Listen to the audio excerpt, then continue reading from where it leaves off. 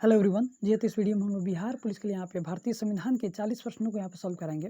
आप इन सारे प्रश्नों को मॉक टेस्ट के रूप में लगाइएगा और अपना आंसर कमेंट कीजिएगा कि 40 प्रश्नों में आपका कितना प्रश्न सही हुआ था। तो वीडियो को शुरू करने से पहले मैं आपको बता दूं कि यदि मेरे चैनल पर नए हैं तो चैनल को सब्सक्राइब कर लीजिएगा और बेल आइकन को प्रेस कर लीजिएगा ताकि मेरे हर वीडियो का नोटिफिकेशन सबसे पहले आप तक पहुँचे। देखिए, मैं आपको बता दूँ कि आपके एग्जाम के डेट जो घोषित कर दिए गए हैं 24 सितंबर से आपका एग्जाम शुरू होने वाला है। तो इस डेट को अपने ध्यान में रखते हुए ही अपनी तैयारी को जोरों शोर से करते रहिए। तो आइए इस वीडियो को शुरू करते हैं आपके सामने। जी, तो देखिए पहला प्रश्न आपसे यहाँ पे पूछा हुआ है कि भारत के नियंत्रक एवं महालेखा परीक्षक द्वारा प्रस्तुत प्रतिवेदन के आधार पर कौन सी समिति कार्य करती है।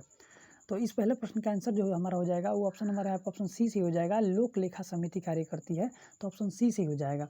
चलिए दूसरा प्रश्न देखते हैं आपके सामने जो पूछा हुआ है। जी हाँ, तो देखिए दूसरा प्रश्न आपसे यहाँ पे पूछा है कि निम्नलिखित में से कौन समिति विभिन्न विषयों पर चर्चा के लिए समय का निर्धारण करती है। देखिए ध्यान से, समय का निर्धारण करती है उस समिति का नाम बताना है।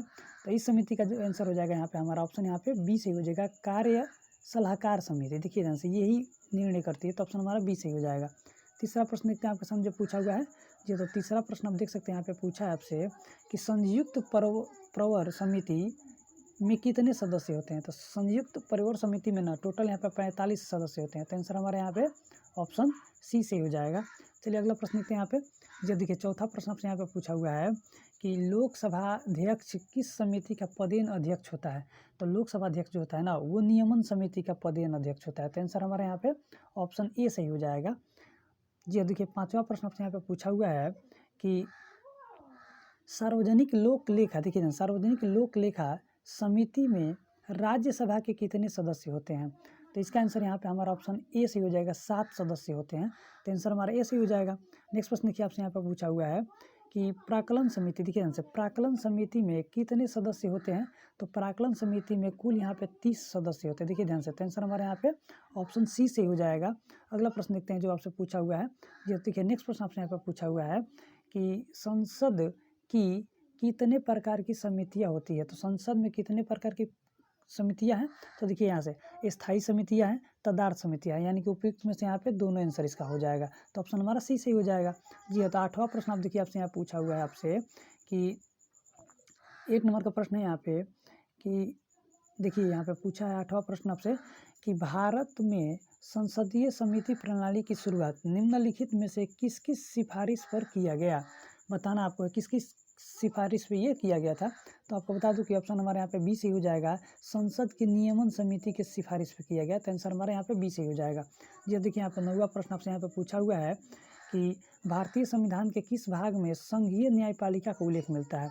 तो संघीय न्यायपालिका का उल्लेख जो मिलता है भाग यहाँ पे 5 में मिलता है। आपको मैं बता दूं कि भाग 2 जो है ना नागरिकता से संबंधित है, भाग 3 जो है मौलिक अधिकार से संबंधित है, भाग 4 जो है ना यहाँ पे वो राज्य के नीति निर्देशक सिद्धांतों से है, और 4 को अगर होगा तो मौलिक कर्तव्य से है। 4 को अगर होता तो मौलिक कर्तव्य से है। जी अब देखिए यहाँ पे 10वां प्रश्न आपसे यहाँ पे पूछा है कि संविधान के व्याख्याकार और संरक्षक कौन है। तो संविधान के व्याख्याकार और संरक्षक जो होता है ना वो भारत का, देखिए ध्यान से, सर्वोच्च न्यायालय जो होता है ना, सर्वोच्च न्यायालय, यही हो जाएगा इसका आंसर। ऑप्शन हमारे यहाँ पे सी से हो जाएगा। नेक्स्ट प्रश्न देखते हैं यहाँ पे। तो 11 नंबर का प्रश्न आपसे यहाँ पे पूछा हुआ है कि भारतीय संविधान की व्याख्या करने का मुख्य अधिकारी कौन होता है। तो व्याख्या करने का मुख्य अधिकारी जो होता है ना वो सर्वोच्च न्यायालय होता है। तो ऑप्शन हमारे यहाँ पे बी से हो जाएगा।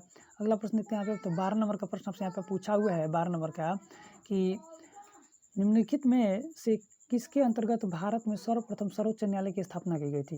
तो सर्वोच्च न्यायालय की स्थापना जो हुई थी, रेगुलेटिंग एक्ट जो है ना 1773 के अधीन मतलब की गई थी। तो आंसर हमारा ये सही हो जाएगा।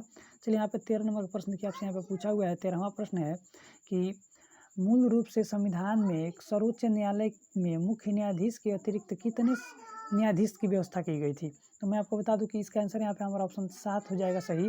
वर्तमान समय में कहेगा तो 34 सदस्य यहाँ पे मुख्य न्यायाधीश सर्वोच्च न्यायालय में न्यायाधीशों की संख्या है, और मूल रूप से जो थी ना 7 थी। तो ऑप्शन हमारे यहाँ पे बी से हो जाएगा। चलिए अगला प्रश्न देखते हैं यहाँ पे। तो नेक्स्ट प्रश्न आपसे यहाँ पे पूछा हुआ है कि उच्चतम न्यायालय के न्यायाधीशों की संख्या में वृद्धि की शक्ति किसके पास है। तो वृद्धि की शक्ति जो है ना वो संसद के पास है। संसद चाहेगी तो बढ़ा भी सकती है। नेक्स्ट प्रश्न देखिए यहाँ पे। जी तो अगला प्रश्न यहाँ पे पूछा है 15 नंबर का आपसे है कि क्या भारत का नियंत्रक एवं महालेखा परीक्षक पद ग्रहण से पूर्व शपथ लेता है। तो हाँ, शपथ लेता है। तो आंसर हमारे यहाँ पे हाँ आंसर हो जाएगा, ऑप्शन ए से हो जाएगा।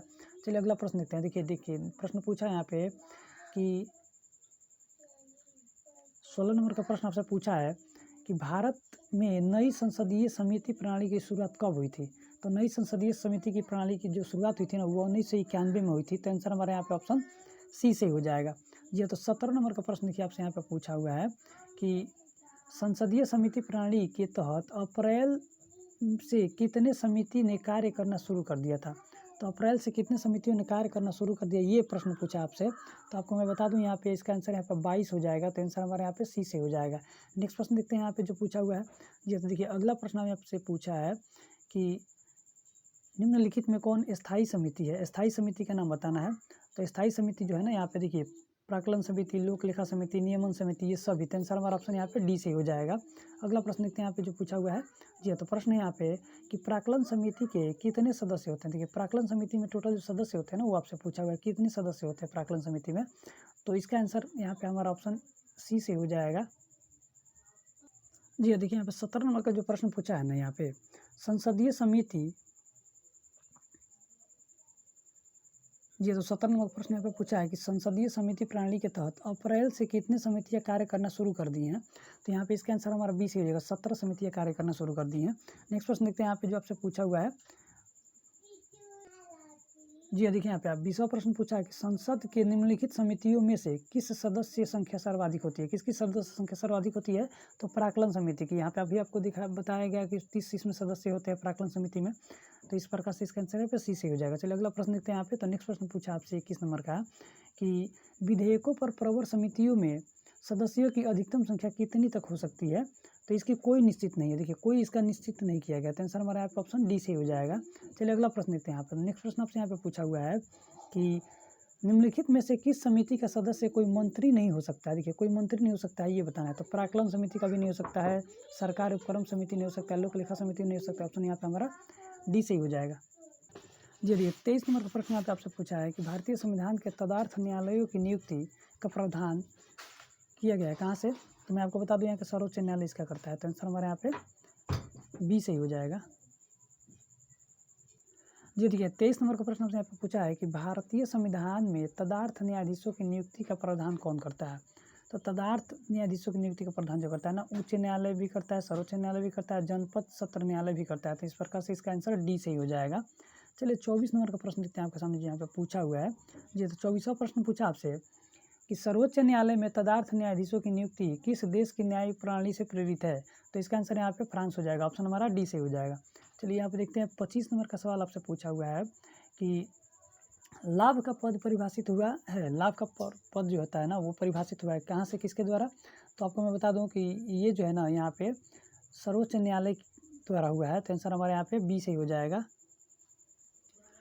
जी देखिए यहाँ पे 26 नंबर का प्रश्न है कि जनहित याचिका दायर की जा सकती है कहाँ पर।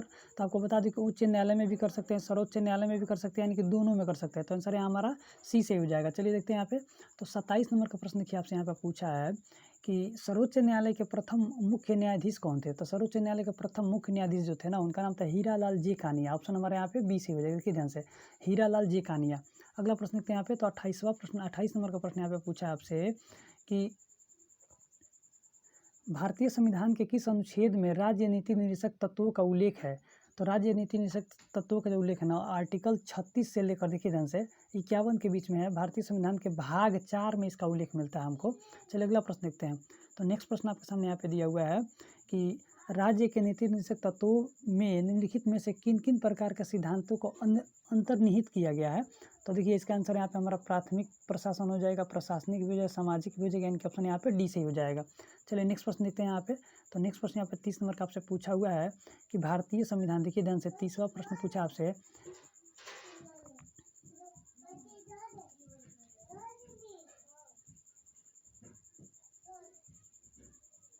तीसरा प्रश्न पूछा है कि भारतीय संविधान का कौन सा अंग समाजवादी व्यवस्था स्थापित करने के लिए प्रेरणा देता है।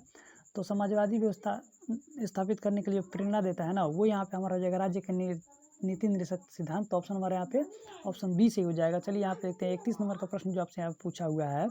वो प्रश्न है यहाँ पे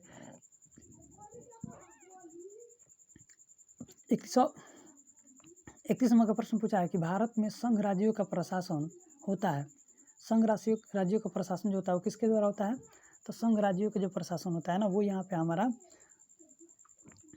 उपराज्यपाल द्वारा होता है। तो आंसर हमारा ऑप्शन डी सही हो जाएगा। जी देखिए, यहाँ पर अगला प्रश्न यहाँ पे आपसे पूछा हुआ है कि भारत के नियंत्रक और महालेखा परीक्षक की नियुक्ति की अवधि कितने दिनों की होती है। तो मैं आपको बता दूं 6 वर्ष या 65 वर्ष की आयु, इसमें से दोनों में से जो पहले पूर्ण हो जाएगा ना वही इसका हो जाएगा। आंसर आपका हमारा सी से हो जाएगा। चलिए अगला प्रश्न देखते हैं यहाँ पे। तो नेक्स्ट प्रश्न आपसे यहाँ पे पूछा हुआ है कि भारत के, देखिए ध्यान से, बहुत इंपॉर्टेंट प्रश्न ही है। प्रश्न है कि भारत के नियंत्रक एवं महालेखा परीक्षक की नियुक्ति संविधान के किस अनुच्छेद के तहत किया गया है। तो आर्टिकल 76 जो है ना, नियंत्रक और महालेखा परीक्षक की नियुक्ति से संबंधित है। तो आंसर हमारे यहाँ पे ऑप्शन बी से हो जाएगा। चलिए अगला प्रश्न देखते हैं यहाँ पे। तो नेक्स्ट प्रश्न आपसे यहाँ पे पूछा हुआ है